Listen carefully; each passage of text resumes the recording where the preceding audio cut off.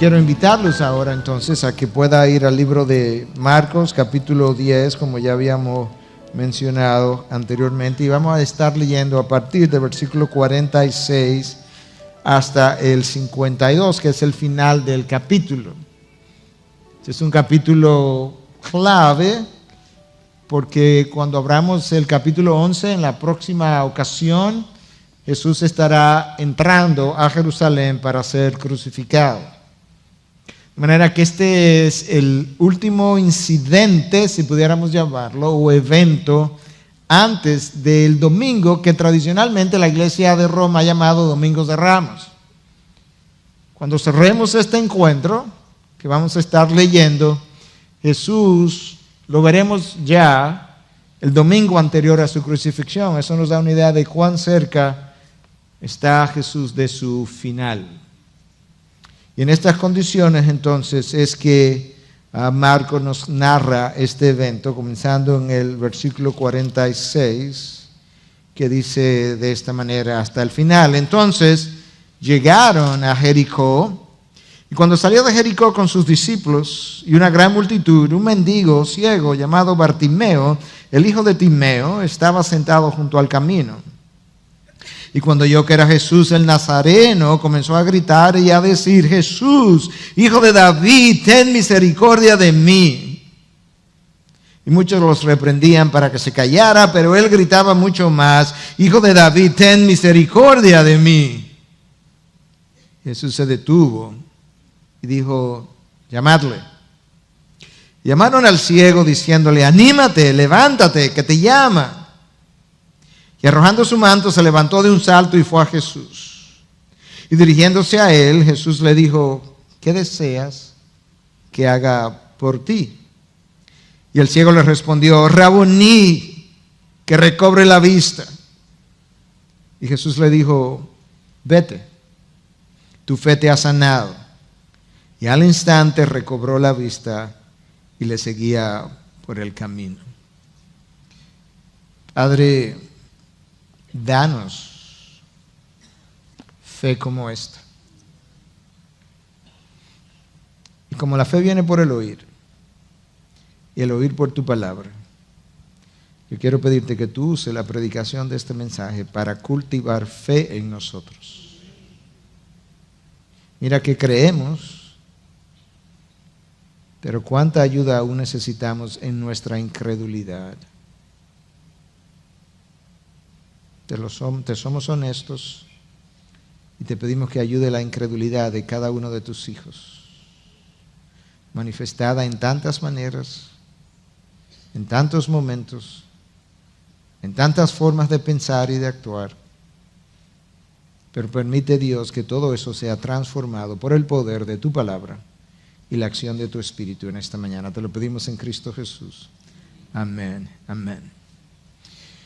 Bueno, tenemos varios mensajes en el capítulo 10 de Marcos. De hecho, este es el mensaje número 40 de esta serie. Y cada vez que tú lees un pasaje en Marcos 10, estás más cerca de la cruz.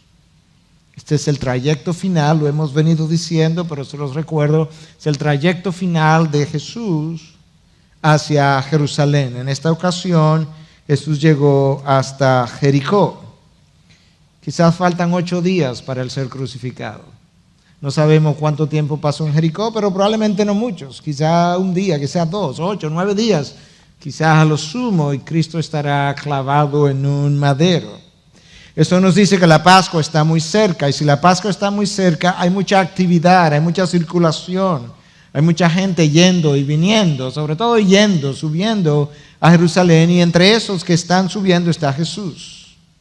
Y está la multitud que le acompaña. Viene gente de todas partes del imperio, judíos que habían sido dispersados por diferentes ciudades. No podemos olvidar parte de lo que comentamos la semana pasada o expusimos, porque sirve de contraste un poco más adelante al ver la interacción de Jesús con Bartimeo, el ciego de la historia. La semana anterior vimos cómo Jesús tiene una conversación con Juan y Jacobo y cómo ellos querían sentarse a la mano derecha y a la mano izquierda cuando Él viniera en su reino, y Cristo comienza a instruirlos acerca de, no solamente a él, sino a todo el grupo de los discípulos, acerca de cómo ejercer el liderazgo y cómo aquellos que quieren ser los primeros tienen que comenzar por el último lugar.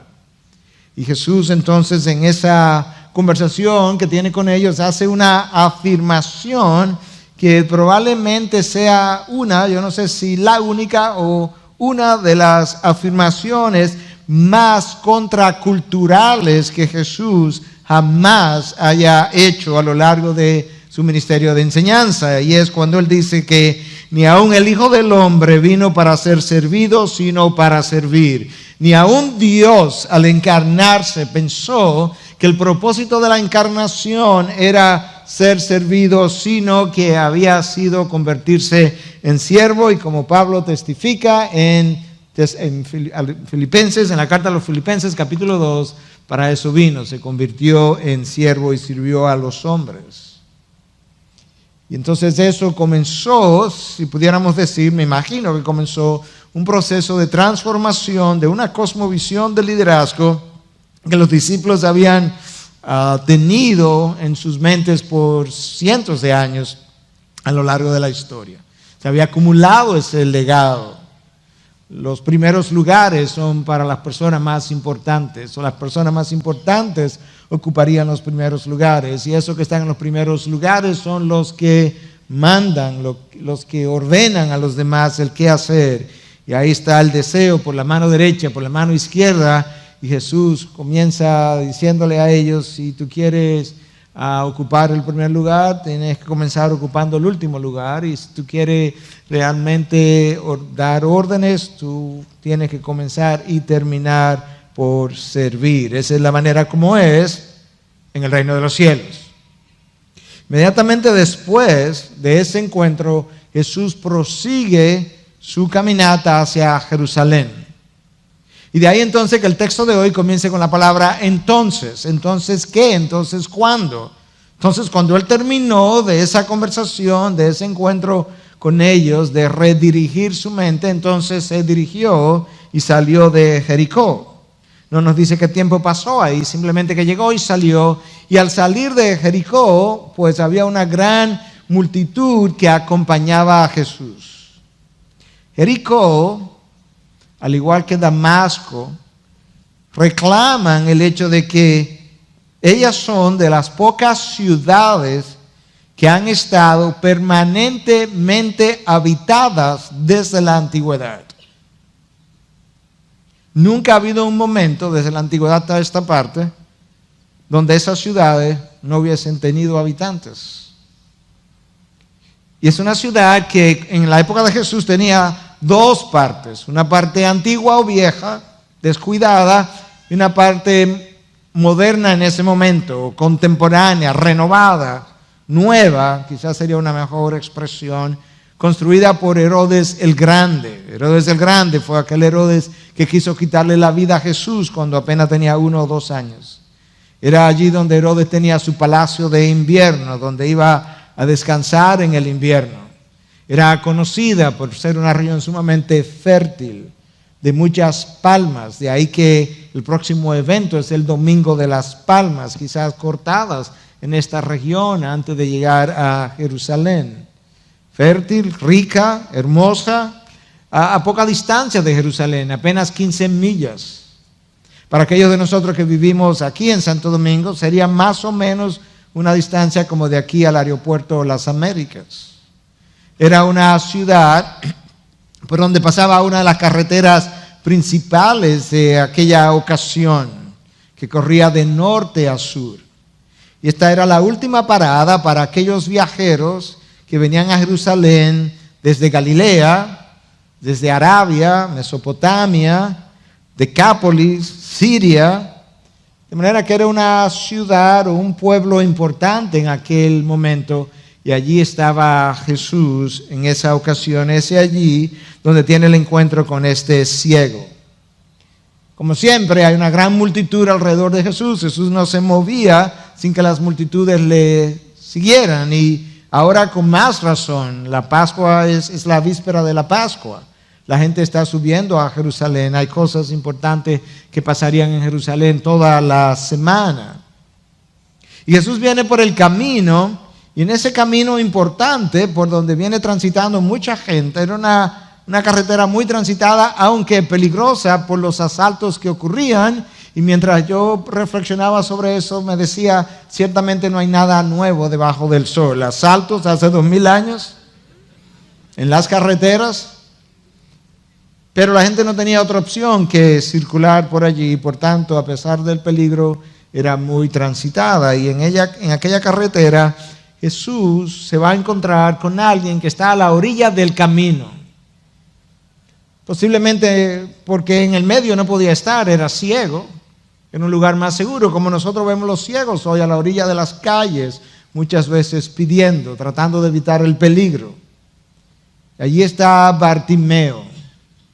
No sabemos si Bartimeo tenía la esperanza de ver a Jesús o si alguien ya le había anticipado que Jesús venía de camino, pero ahí está él. Es interesante porque este milagro es el último milagro que Marcos va a relatar. Este nombre Bartimeo representa, o mejor dicho, este es el único hombre sano a quien Marcos, o de quien Marcos revela su nombre. Los demás eran anónimos, un ciego, un paralítico, uno endemoniado, pero este no, este es Bartimeo, tiene un nombre. Lucas y Mateo tienen un mensaje paralelo, un texto paralelo, pero ellos no dan el nombre de Bartimeo. Marcos sí lo da y nos dice que significa hijo de Timeo. Bar era en arameo hijo, de manera que Bartimeo implica hijo de Timeo. Y Marcos lo traduce porque Marcos está escribiendo, se supone, para una audiencia predominantemente romana, y entonces los términos arameos él tiende a traducirlos. Este es uno de esos términos arameos. Bartimeo, hijo de Timeo. Si hubiese escrito para los hebreos de la época o para los judíos de la época, no hubiese necesidad de traducción.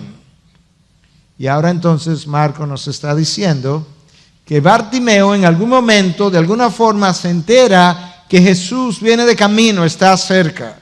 Yo me lo imagino a la orilla del camino, ciego, no sabe exactamente a qué distancia está Jesús, probablemente está oyendo un tumulto, hay bulla, hay ruido de gente que viene, y como él no sabe, él simplemente grita al aire, dice: Jesús, hijo de David, ten misericordia de mí. El título de hijo de David, él pudo estarlo usando de manera genérica, porque en esa época todos los judíos, independientemente de la tribu de donde vinieran, podían referirse y se referían con frecuencia a ellos mismos como hijo de David. Pero pudo haberlo estado usando de una manera más específica, quizás conocía algo de la identidad de Jesús, de su genealogía, no lo sabemos.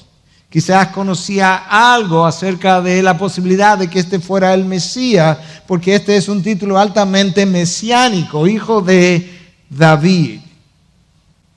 Pero si hay algo que tú notas en Bartimeo, cuando tú lees el texto y lo lees un par de veces, te detiene, hay algunas cosas en su vida que salen a relucir, y una de ellas es, él está consciente de su necesidad.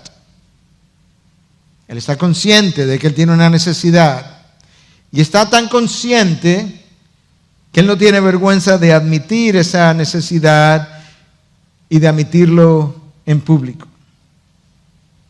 Pero Bartimeo no solamente está consciente de su necesidad, sino que Bartimeo está consciente de quién puede suplir su necesidad. Él sabe a quién acudir para solicitar ayuda. Y aunque eso parece más o menos obvio, y eso parece más o menos entendible y sin necesidad de explicación, a la hora de la aplicación, yo creo que es importante recordarlo, porque ese es uno de nuestros problemas, que frecuentemente ni siquiera tenemos claro cuál es nuestra verdadera necesidad.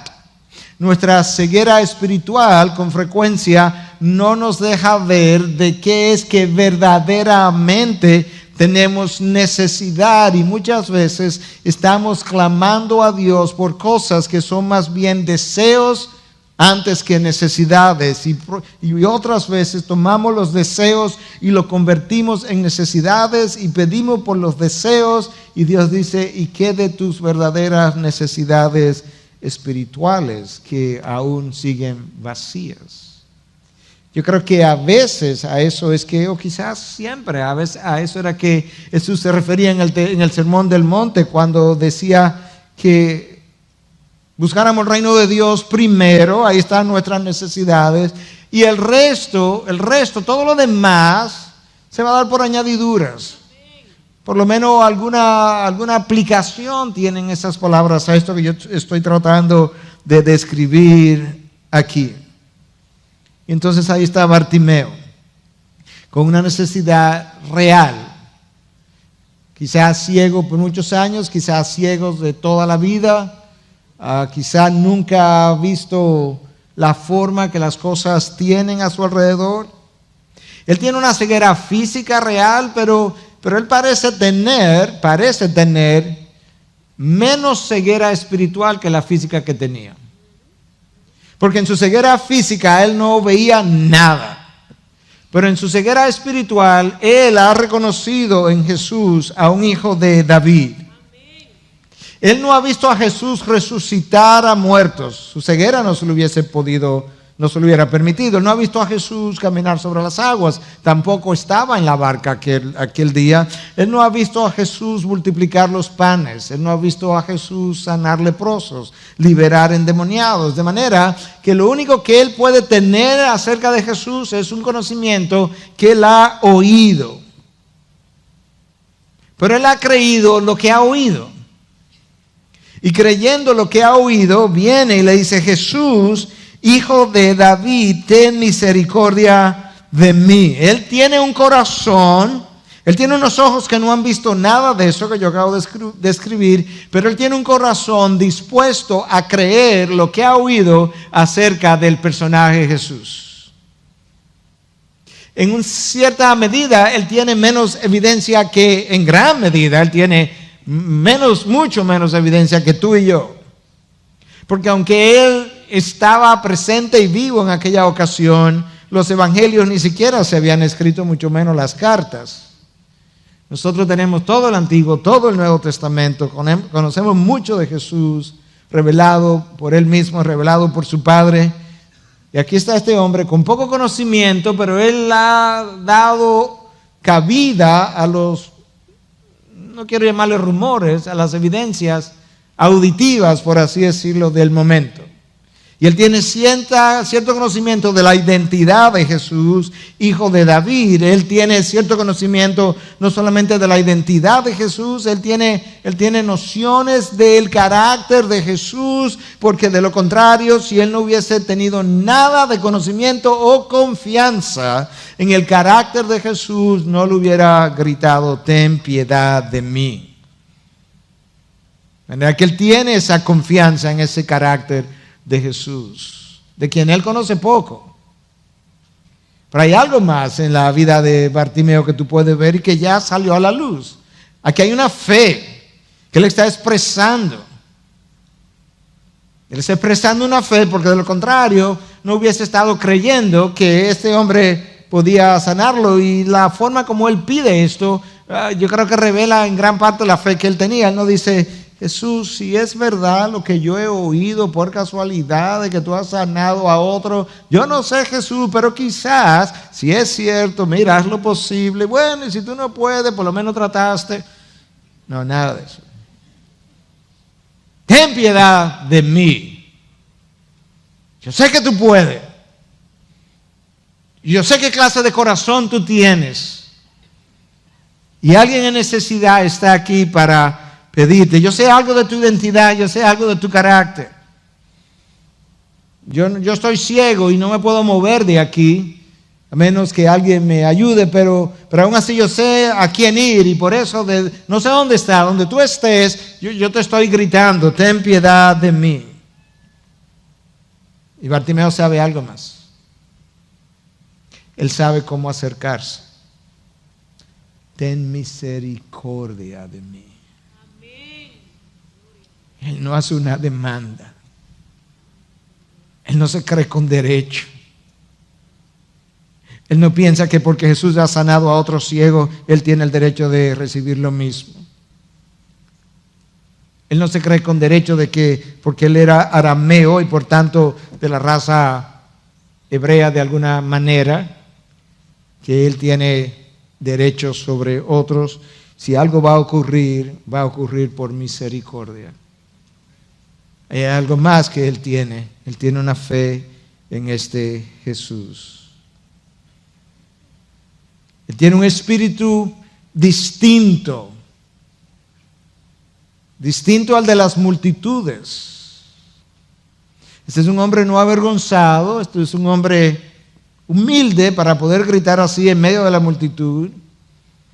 La multitud era otra cosa, el espíritu de la multitud es diferente. Tú ves el espíritu de la multitud en el versículo 48, y muchos lo reprendían para que se callara. Eso no es una multitud con el mismo espíritu de ver a este hombre sano, de ver a Jesús ejercer misericordia. No, esta es una multitud interesada probablemente en sus propias necesidades, interesada primero en ellos antes que en el ciego. Esto es una multitud que el desvalido, el ciego, el que no tiene posición, el que no tiene rango, el que no tiene nombre, no le interesa tanto. Esto es una multitud sin mucho respeto por Bartimeo. ¡Cállate!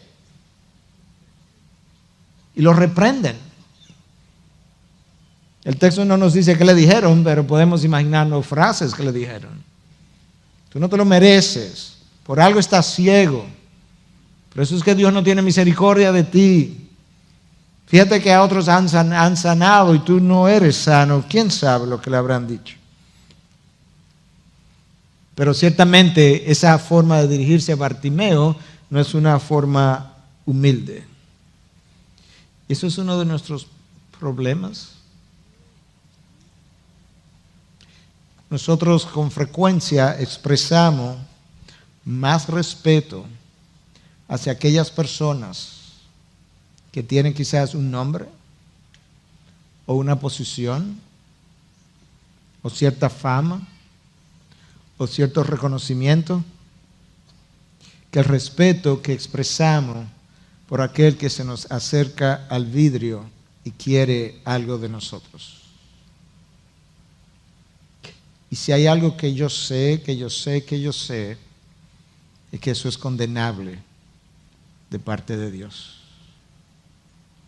La razón por la que tú y yo necesitamos respetar a los demás es la imagen de Dios en cada ser humano.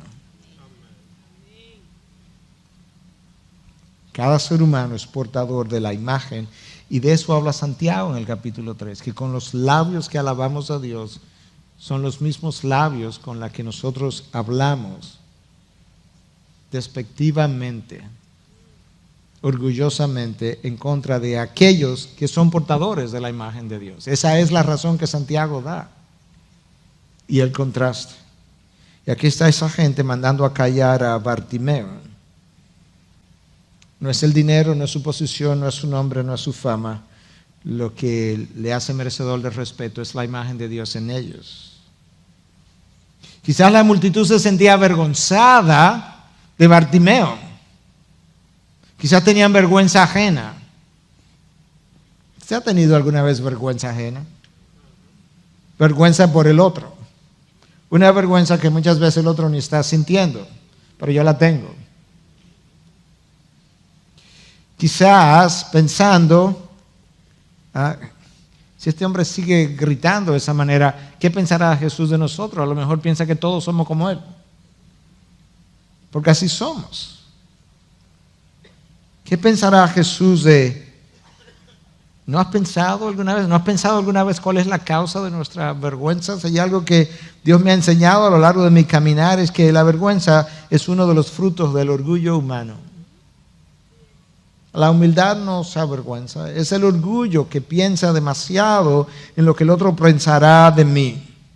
Es el miedo que yo tengo cuando pienso que el otro puede pensar algo negativo de mí. El otro puede pensar que no sé, el otro puede pensar que no soy pulido, que no soy refinado. El otro puede pensar que soy muy... No, yo no me atrevo, porque ¿qué va a pensar? Me da vergüenza.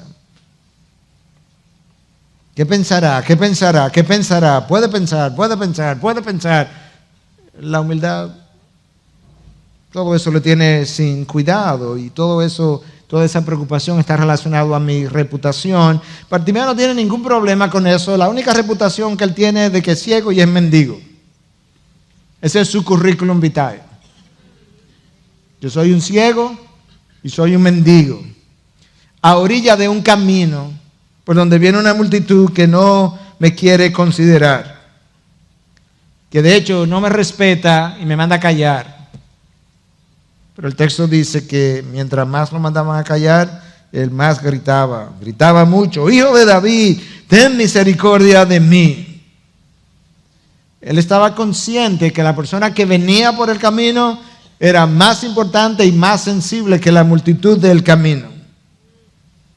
Él estaba consciente que la persona que venía por el camino tenía el poder, tenía el derecho y tenía el carácter misericordioso para sanarlo. Las multitudes quizás quieran callarme, pero Jesús no me va a callar. Bueno, si me sana, sí. No tengo que seguir pidiendo por mi ceguera. Pero él no tenía vergüenza. Estaba consciente de su necesidad, sabía quién podía ayudarlo. Y el corazón de Bartimeo no era el corazón de la multitud.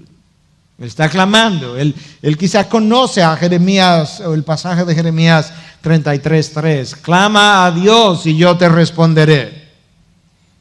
Esta frase la hemos leído, la hemos oído, la hemos escuchado en clases quizá o en sermones. Clama a Dios y yo te responderé. Pero frecuentemente estamos en la dificultad y no estamos clamando. Esa expresión de Jeremías 33:3, yo creo que tiene dos observaciones que hacerla. La primera realidad es que si yo clamo a Dios, Dios dice que Él me responderá. Bartimeo está haciendo eso. Bartimeo va a ser respondido. Y la otra realidad de esa expresión es que frecuentemente yo no he recibido de Dios porque no he clamado a Dios.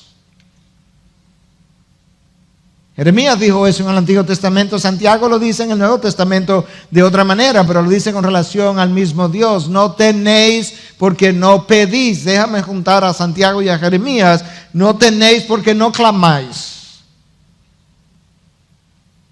Y si clamáis, Dios te responderá. Bartimeo conoce algo de eso. Él está clamando. Ya vimos la respuesta de la multitud: cállate. La respuesta de Jesús. Versículo 49. Y Jesús se detuvo y dijo: llamadle. En el lenguaje original dice: Jesús se detuvo completamente. En dominicano diríamos: y Jesús se paró en seco. Es como que Jesús iba caminando rápidamente y él oye a este: Hijo de David, ten piedad de mí. Y de lo rápido que iba, él se detiene. Llámale. Hay que llamarlo porque él no está en medio del camino. Él está ciego, él está en algún lugar cercano. El texto solamente nos dice dos veces, o leemos dos veces, que él dijo: Jesús, hijo de David, pero decía que él gritaba continuamente. Yo me imagino esta frase se convirtió casi en una irritación de forma repetitiva. Y Jesús se detuvo completamente. La multitud quiere callarlo, Jesús quiere oírlo.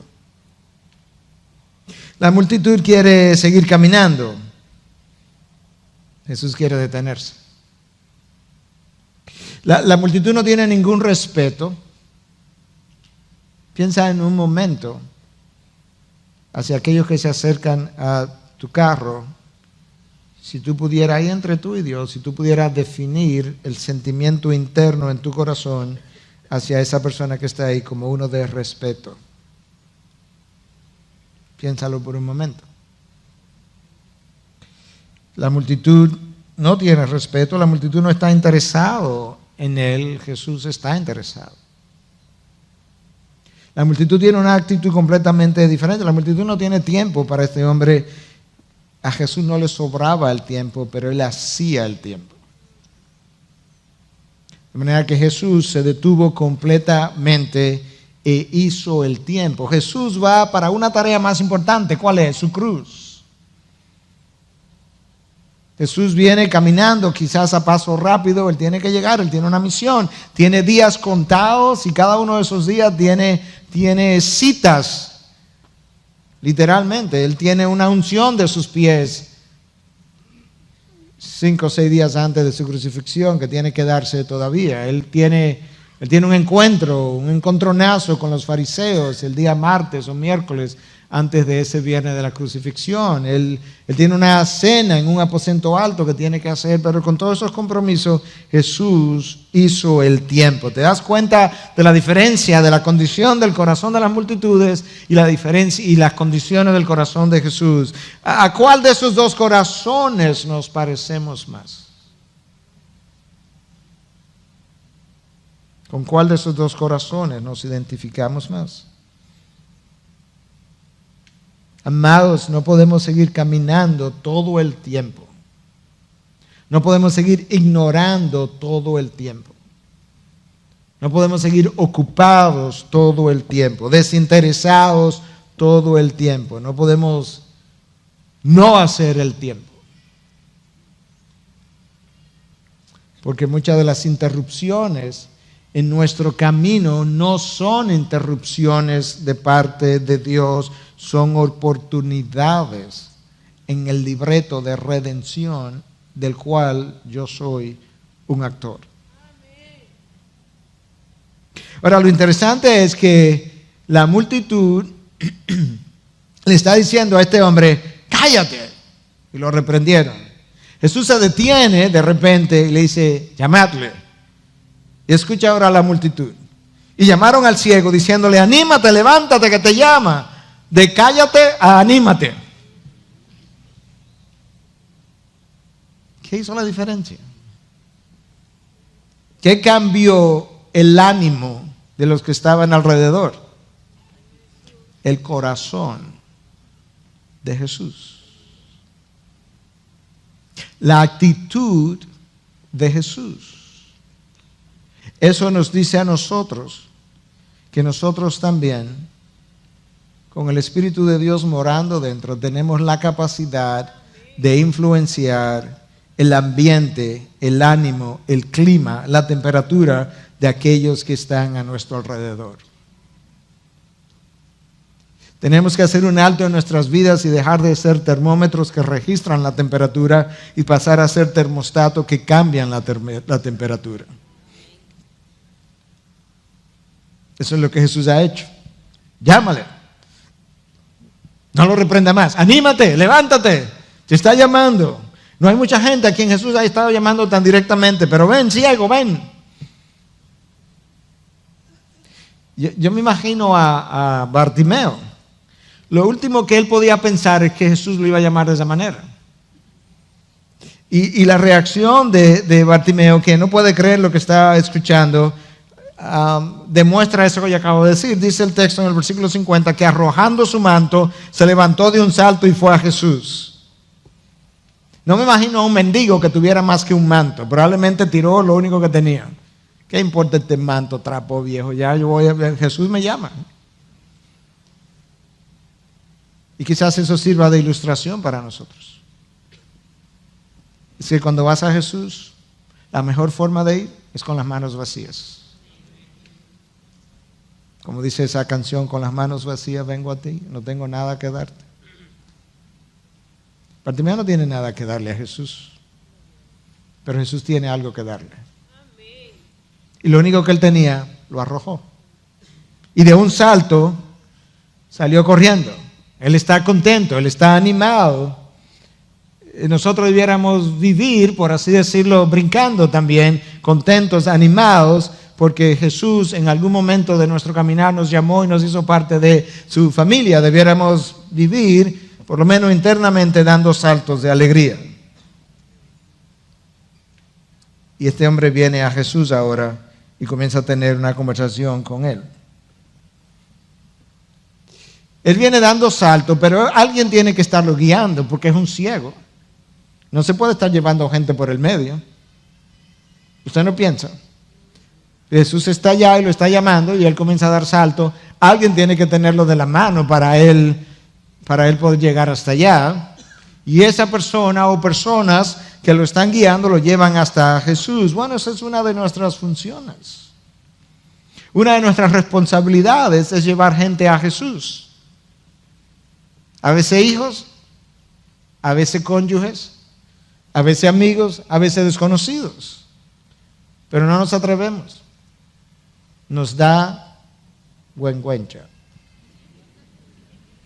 Nos da vergüenza. Si conociéramos a un ministro de Estado, bien, no nos daría vergüenza llevarlo, estaríamos orgullosos. Te voy a llevar donde el ministro de Salud Pública. Él y yo somos muy buenos amigos. Pero llevar gente a Jesús nos da vergüenza. Andrés no tenía ese problema. Andrés conoció a Jesús y lo primero que hizo fue donde su hermano Pedro le dijo, ven que te voy a enseñar a alguien que yo conocí. Su nombre es Jesús. Andrés no tenía ese problema. Un día no había pan, no había que comer y Andrés dice, aquí hay un muchacho que tiene 3 peces y 5 panes. Ven, vamos donde Jesús. Y fue y lo llevó donde Jesús. Andrés no tenía ese problema. En otra ocasión unos griegos andaban buscando a Jesús y entonces estos griegos se encontraron con Felipe y Felipe fue y se lo dijo a Andrés. Andrés fue y se lo llevó a Jesús. Andrés es el mensajero. Una pregunta. ¿Has llevado a alguien a Jesús alguna vez? Y si lo has llevado, ¿cuándo fue la última vez? Bueno, pastor, que uno no puede obligar a la gente a ir a Jesús. No, está bien, ok, te cambio la pregunta. ¿Has tratado de llevar a alguien a Jesús?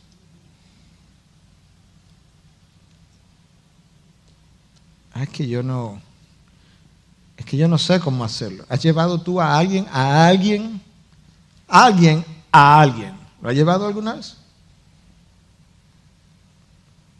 ¿Has llevado tú a alguien al médico? ¿Supiste cómo hacerlo? No, pero preguntaste. ¿Dónde estaba el consultorio? ¿Cuál era el número de teléfono? ¿Tú lo conoces? Buscaste la manera de saber y fuiste y llevaste a tu hijo, a tu hija, a un amigo, a una amiga. Operación o Misión Antioquía es acerca de llevar gente a Jesús. Quizá necesitamos eso. Alguien está llevando a Bartimeo a Jesús que está ciego y está dando brinco. Ahora escucha la pregunta que Jesús le hace. ¿Qué deseas que haga por ti? Versículo 51. Esa es exactamente la misma pregunta que Jesús le hace a Juan y a Jacobo. Escucha la pregunta a Juan y a Jacobo. En plural, ¿qué queréis que haga por vosotros? Y de Bartimeo en singular, ¿qué deseas que haga por ti? Juan y Jacobo. No mucho, maestro. La mano derecha y la mano izquierda. Pero no ahora, cuando tú vengas en tu reino. El reino de gloria y poder. Ahora no, porque ahora somos nada. Bartimeo, ¿y qué tú quieres que yo haga por ti? Maestro, la vista nada más. Yo estoy ciego, no me interesa nada más. Que recobre la vista. Juan y Jacobo clamaron y no recibieron. ¿Sabe por qué? Por lo que dice mi amigo Santiago.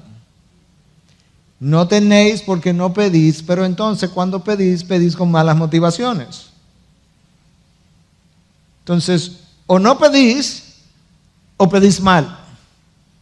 Juan y Jacobo pidieron, pero mal.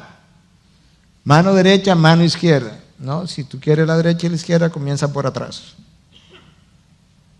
¿Y tú qué quieres que hagas por ti? Escucha, Raboní, que recobre la vista.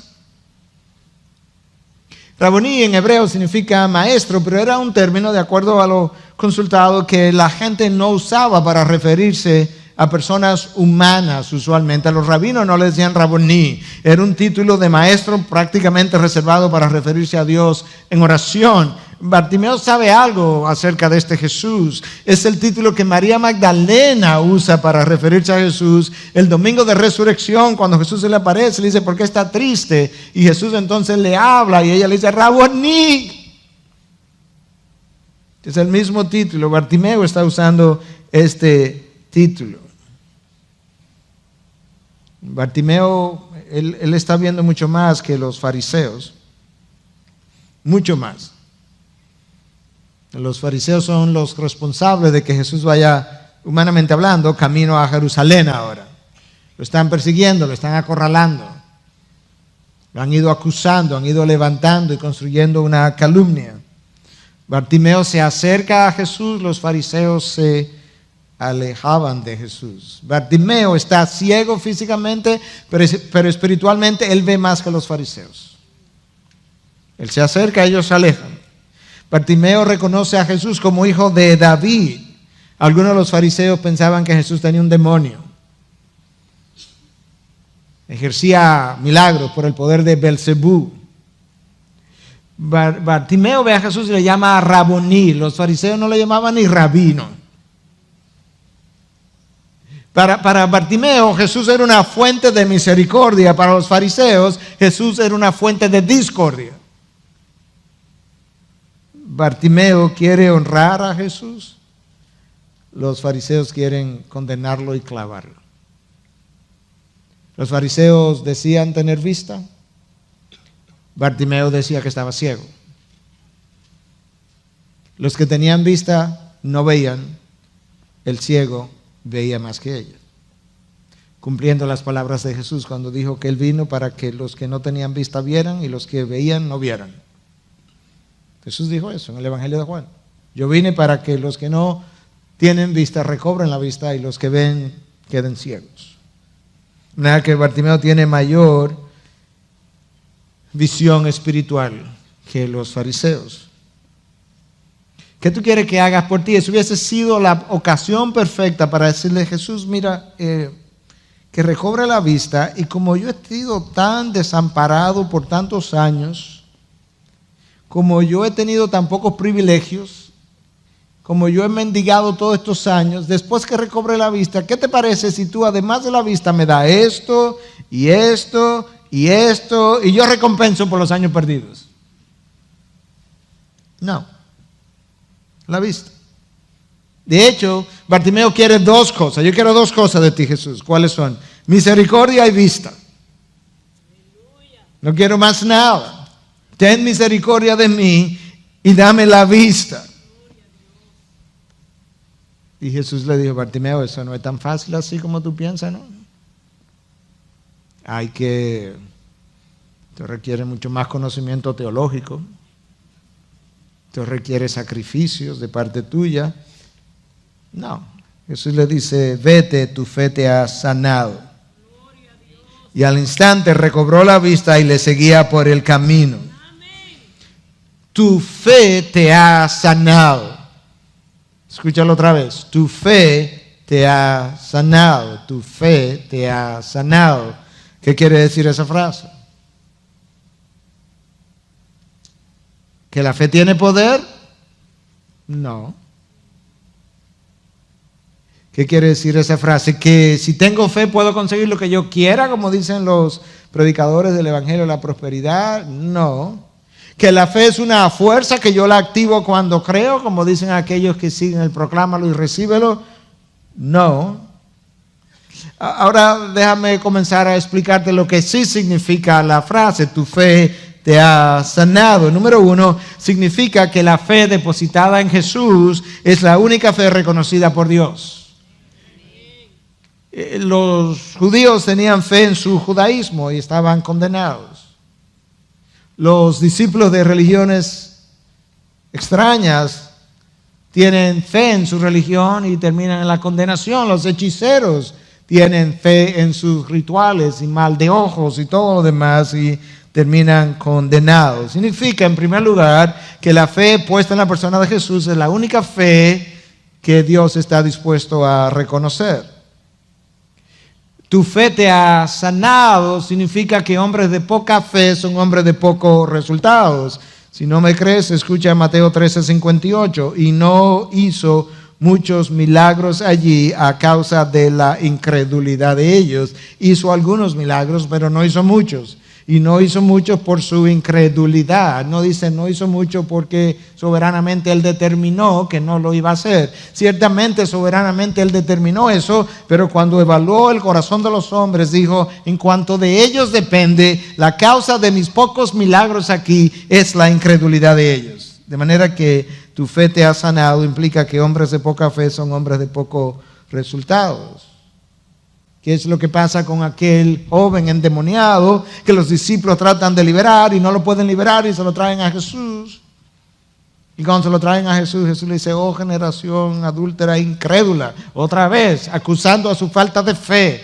¿Qué es lo que ha pasado, Jesús? Oh generación adúltera e incrédula. Ese es el problema. Por eso no ha resultado. La frase vete, tu fe te ha sanado, significa algo más.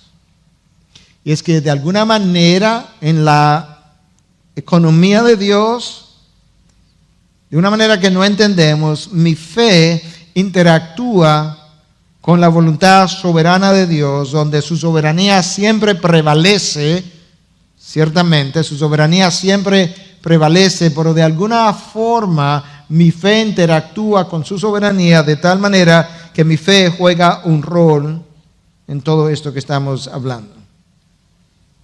De ahí que, en parte, Santiago dice, no tenéis porque no pedís. Bueno, y si pido ya voy a tener. No es así. No tenéis porque no pedís. Cuando pedís con falsas motivaciones. De manera que la fe que está depositando en Cristo al pedir no tiene las características necesarias para que reciba porque tiene motivaciones erradas. La frase vete, tu fe te ha sanado en el contexto de la historia de hoy implica que cuando me acerco a Jesús con una fe genuina, esa fe conoce la base sobre la cual va a recibir. ¿Cuál es la base? Misericordia. Ten misericordia de mí. Si hay algo que sale a relucir a lo largo de la historia bíblica son los atributos de Dios. Nosotros estamos regrabando las clases del instituto en estos días y me ha tocado regrabar las clases del Antiguo Testamento. Y en la clase número 1, una de las cosas que decía es que a pesar de todas las acusaciones que se hacen contra Dios acerca de su carácter en el Antiguo Testamento, si hay algo que queda claro en el Antiguo Testamento es el carácter benevolente de Dios para con los pecadores. Hasta el punto que cuando Dios se le aparece a Moisés para darle los 10 mandamientos, cuando le habla de que honra padre y madre, porque yo castigo, visito la iniquidad de los padres hasta la tercera y cuarta generación, ahí mismo le recuerda, y tengo misericordia de millares de aquellos que me aman y guardan mis mandamientos. Y Él está pidiendo por misericordia. La historia, la Biblia no es más que la historia de un Dios caminando en una relación de pacto con su pueblo, y en esa historia Dios pone de manifiesto sus atributos. Y este milagro no hace más que otra cosa. Hay una relación de pacto con un pueblo, Dios camina con él y Dios pone de manifiesto su misericordia en la vida de Bartimeo en este momento, en este día en particular. La misericordia de Dios es un atributo relacionado a su gracia, y su gracia nos recuerda que aquello que yo recibo, lo recibo sin merecerlo. Y si hay algo que sabemos también es que en la Biblia la misericordia de Dios se pone de manifiesto, especialmente, siempre está presente, pero se pone de manifiesto principalmente en las circunstancias de dificultad. Escucha a David. Las palabras de David registradas en el segundo libro de Samuel 24:14. Estoy muy angustiado. Ahí está David en distress, en dificultad. Te ruego que no nos deje caer en manos, te ruego que nos dejes caer en manos del Señor, porque grandes son sus misericordias. Pero no caiga yo en manos del hombre. No, en manos del hombre no. Prefiero 3 meses en las manos del Señor y no 3 días en las manos del hombre. Porque grandes son las misericordias del Señor. Eso es Antiguo Testamento. No nuevo. Pablo llama a Dios en la segunda carta a los Corintios en 1:3, Padre de misericordias, en plural, y Dios de toda consolación. Él me consuela a través de su misericordia, y su misericordia es consoladora. Y a ese es que Bartimeo está clamando. La misericordia de Dios tiene que ver con su gracia, que permite que yo reciba bendiciones sin merecerlo. La misericordia de Dios tiene que ver con su paciencia, que hace a Dios lento para la ira. La misericordia de Dios tiene que ver con su perdón, que no me estruja en la cara otra vez lo que Él ya ha perdonado. La misericordia de Dios tiene que ver con todo lo que Él es.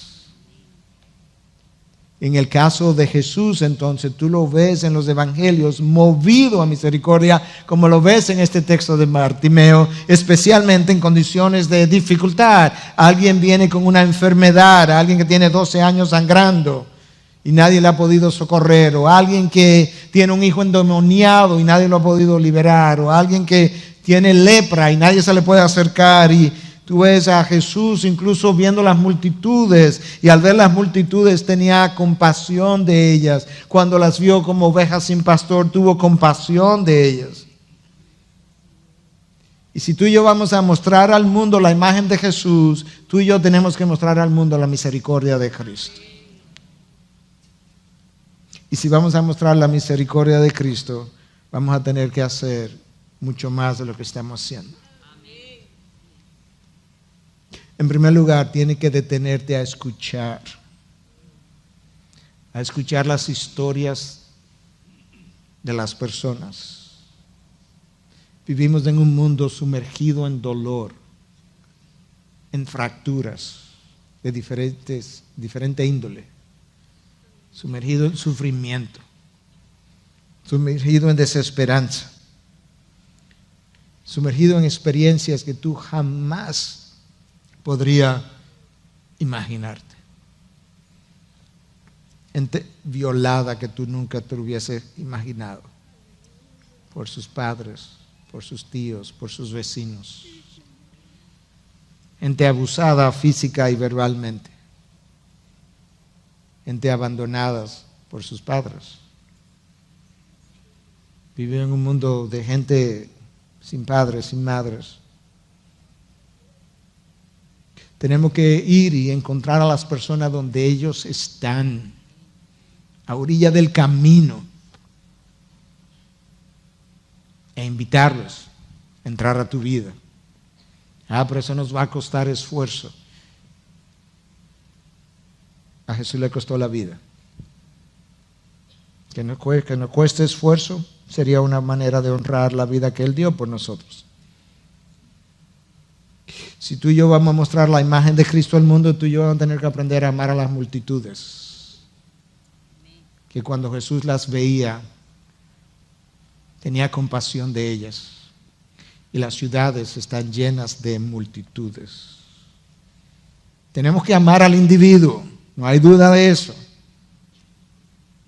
Pero muchas veces amamos a los individuos, que son 4 o 5, y las multitudes no nos interesa. Jesús no fue de esa manera. Si vamos a mostrar la imagen de Jesús, tú y yo tenemos que amar a los desvalidos, y esa frase o esa palabra está usando ampliamente, no solamente desvalidos físicamente como Bartimeo, hay mucha gente desvalida emocionalmente, torcidas desde su niñez, por donde tú nunca ni yo pasamos, pero ellos sí. Bartimeo recibió misericordia ese día, y la manera como la recibió fue recobrando la vista porque Jesús se detuvo, le escuchó, le preguntó, hizo tiempo y le sanó. Y el texto dice entonces que Bartimeo le seguía. Se convirtió rápidamente en un discípulo de Jesús. No todo el mundo que recibió de Jesús se convirtió en uno de sus discípulos. De los 10 leprosos, quizás uno. Y quizás mucha gente ha recibido de Jesús, aún aquí en esta mañana, y no necesariamente es un verdadero discípulo entregado incondicionalmente a su causa. Yo no sé dónde tú estás, pero es posible que entre nosotros hayan Bartimeos. No en el sentido literal de la ceguera física, y ni siquiera en el sentido de la ceguera espiritual, que es posible. Pero lo estoy ampliando. Bartimeo en el sentido de que entre nosotros quizás hay personas con circunstancias como la de Bartimeo que solamente Dios en su misericordia podría tocar y sanar. Desde una enfermedad hasta una situación personal, hasta una situación relacional. Pero en multitudes como estas, siempre hay más de uno. No estoy hablando de alguien que tiene una cirugía de vesícula esta semana. No, me estoy refiriendo a alguien como Bartimeo. Solamente Dios puede hacer eso. Si tú estás ahí, yo quiero hacer algo especial. Yo quiero pedirte, pienses bien si tú estás ahí, quizá algo que ocurrió en tu pasado que tiene tus emociones de una manera que no te permiten funcionar adecuadamente hoy. Y si Dios te ha hablado y te ha ido moviendo a lo largo de todo el mensaje y ahora tú estás en disposición de poder decir, ten misericordia de mí, oh Dios, por esto, y tú llenas el espacio en blanco, yo te voy a pedir que vengas adelante y simplemente te paras aquí o te arrodillas. Yo quiero orar por ti. Y mientras hacemos eso, quizá el grupo de adoración puede ir posicionándose para que nos termine ministrando. El resto de nosotros podemos cerrar los ojos y estamos cerrando los ojos no por proteger la privacidad de nadie, no vamos a tener vergüenza. Estamos cerrando los ojos para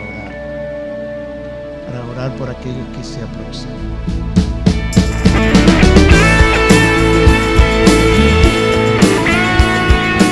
Esta es una producción que llega hasta ustedes gracias a los aportes de individuos y empresas comprometidos con la defensa de la fe. Para más información, preguntas y comentarios, visite nuestra página de internet www.integridadysabiduría.org. En esta página encontrará información sobre la producción de este y otros recursos que ponemos a su disposición, como también las formas en las que usted puede contribuir con la producción de programas como estos. Les invitamos nuevamente a visitar nuestra página de internet www.integridadysabiduría.org. Será hasta la próxima, cuando nos reencontremos en su palabra. Fuimos llamados para vivir.